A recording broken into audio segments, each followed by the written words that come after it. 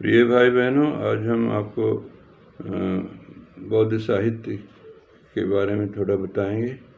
भगवान ने अपने जीवन काल में जो भी लेक्चर्स दिए थे, उनको जो लंबे लंबे लेक्चर दिए गए थे उसको एक किताब में रखा गया। उसको दीघ निकाय का, दीघ माने लंबा, और जो भगवान ने बीच के साइज के लेक्चर दिए उनको दूसरे समूह में रखा गया। उसको त्रिपिटक का सूत पिटक कहा गया। सूत पिटक में भी 5 तरह के ग्रंथ हैं। दीघ निकाय के ग्रंथ वाले लंबे लेक्चर दीघ निकाय में, बीच के साइज के मध्यम निकाय में रखे, फिर संयुक्त निकाय है, अंगुत्तर निकाय और खुद्दक निकाय। ये 5 ग्रंथों के संग्रह को सूत पिटक कहते हैं।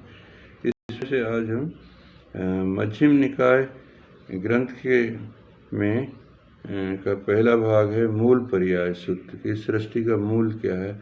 इसमें प्रश्न है पहला, पूरी सच्चाई न होने के कारण मनुष्य पृथ्वी के बारे में क्या सोचता है। इस संसार में पृथक जन पृथ्वी के तौर पर सोचता है और इसे ऐसा जानकर इसको मानता है, इसमें मानता है, इससे मानता है, ये मेरी है, ऐसा मानता है, मेरा अभिनंदन करता है इसका भी।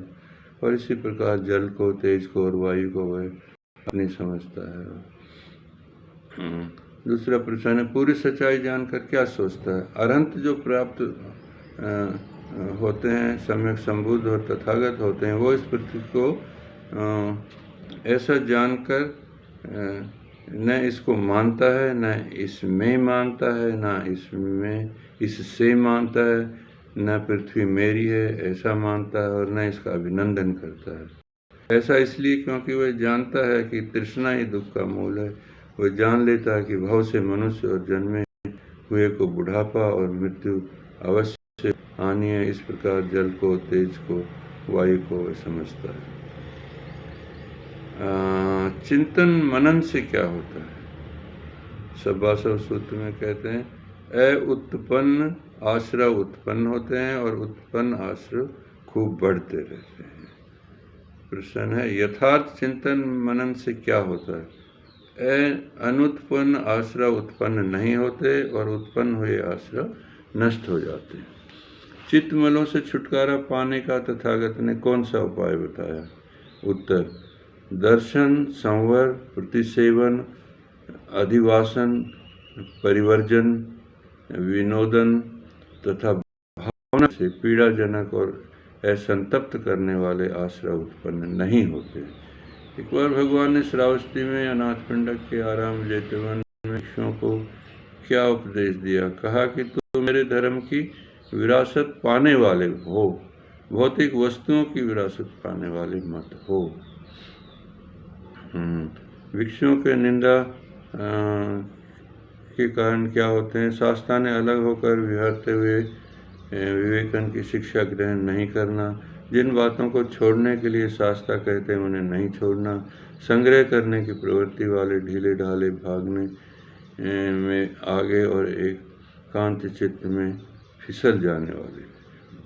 कौन से 3 कारणों से भिक्षु प्रशंसा के पात्र होते हैं। शास्त्रा ने अलग होकर विहरते हुए कहा विवेक शिक्षक ग्रहण करना, जिन बातों को छोड़ने के लिए शास्त्रा कहते हैं उन्हें छोड़ देना, नहीं तो संग्रह करने की प्रवृत्ति, न ढीले ढाले भागने में लगे और एकांत चित्त में जाने वाले। बुरे के बारे में भगवान सारिपुत्र को क्या कहते हैं। लोभ, द्वेष, क्रोध, वैर, पाखंड, दुर्भावना, ईर्ष्या, मात्सर्य, माया, ठगी, जड़ता, उत्तेजना, मान, अभिमान, मद और प्रमाद, ये बुरे हैं। इसके विनाश का मार्ग कौन सा है। अष्टांगिक मार्ग, सम्यक दर्शन, सम्यक संकल्प, सम्यक वचन, सम्यक कर्मांत, सम्यक आजीवन, सम्यक व्यायाम, सम्यक स्मृति एवं सम्यक समाधि। जानुसोनी नामक ब्राह्मण ने दूर वन में एकांत सोना घूमना समाधि के कार्य को कठिन बताया तो बुद्ध ने क्या कहा।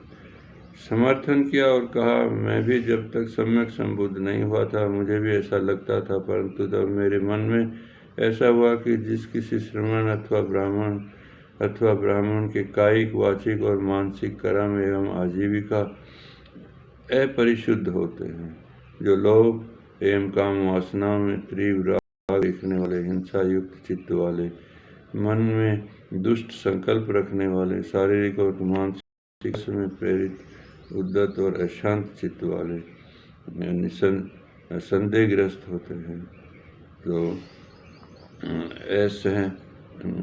असमाहित होते हैं, विभ्रांचित होते हैं, दुष्प्रज्ञ और गूंगे होते हैं।